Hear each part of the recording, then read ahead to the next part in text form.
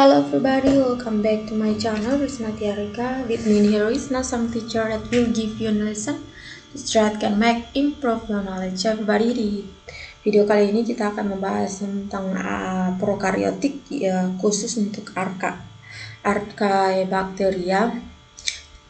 Oke, kita akan membahas pertama itu tentang klasifikasi prokaryotik.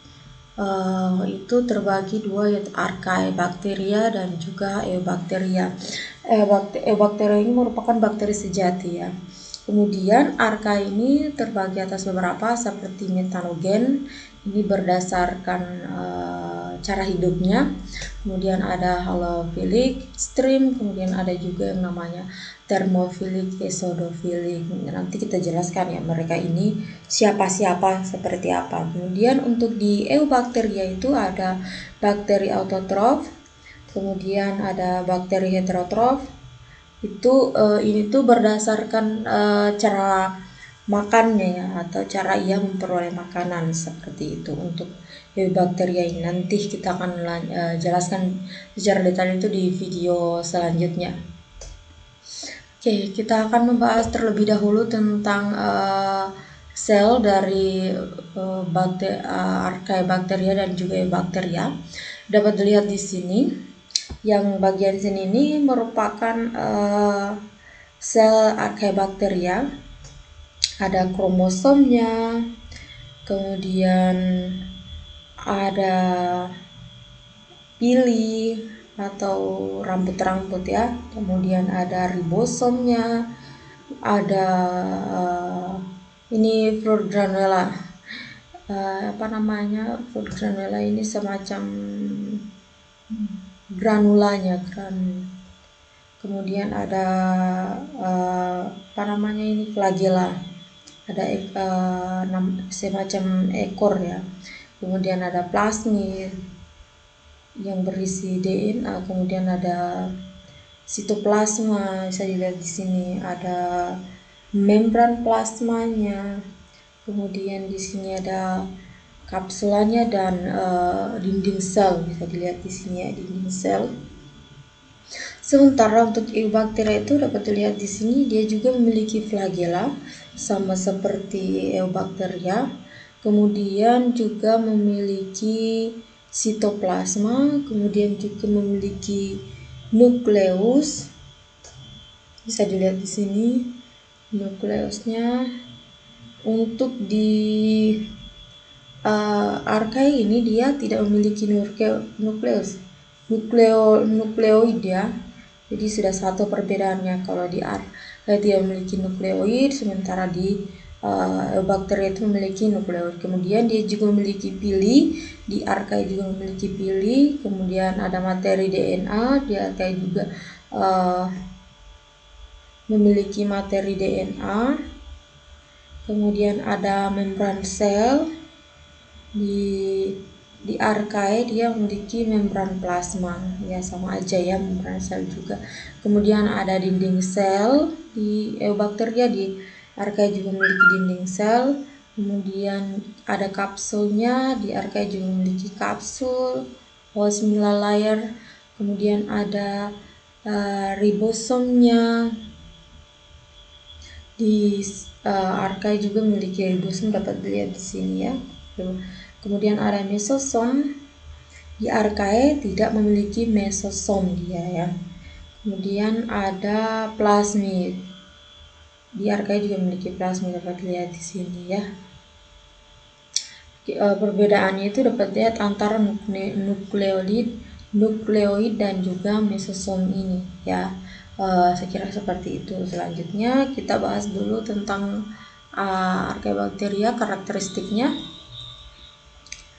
Untuk karakteristik Archaebacteria ini, yang pertama itu penyusunnya itu memiliki penyusun tubuh bertipe prokaryotik. Kemudian memiliki simple RNA polimerase. Jadi untuk yang pertama ini memiliki penyusun tubuh tipe prokaryotik. Jadi prokaryotik itu tidak sekompleks sel hewan ya. Nanti di video selanjutnya kita akan membahas tentang perbedaan sel prokaryotik dan sel eukaryotik. Ini memiliki penyusun tubuh bertipe prokaryotik, artinya selnya itu belum benar-benar kompleks, namun sudah cukup untuk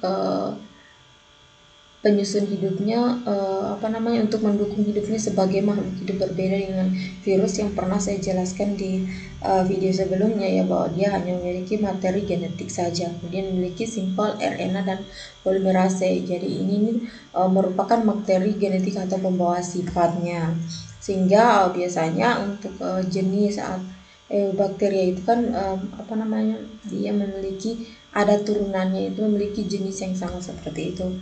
Kemudian ada dinding sel bukan dari peptidoglikan. Jadi dinding selnya itu bukan berdasar dari peptidoglikan ini. Kemudian mana kursor saya ini. Selanjutnya tidak memiliki membran nukleus dan tidak memiliki organel sel.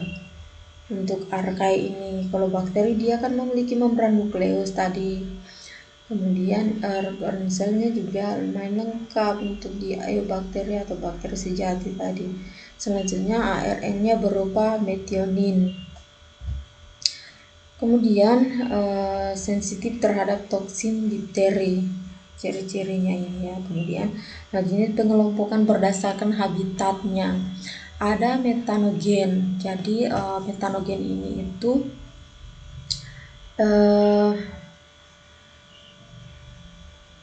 hidupnya itu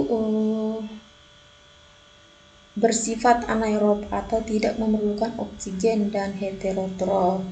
Dia ini sifat hidupnya tidak memerlukan oksigen tetapi heterotrof, maksudnya ini membutuhkan energi untuk hidup. Energi untuk hidup seperti apa?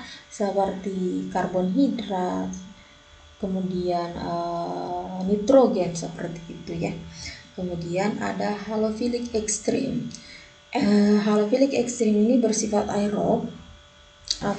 Heterotrof aerob ini maksudnya membutuhkan oksigen, heterotrof, meskipun ada yang bersifat anaerob dan fotosintesis. Jadi untuk halofilik ini atau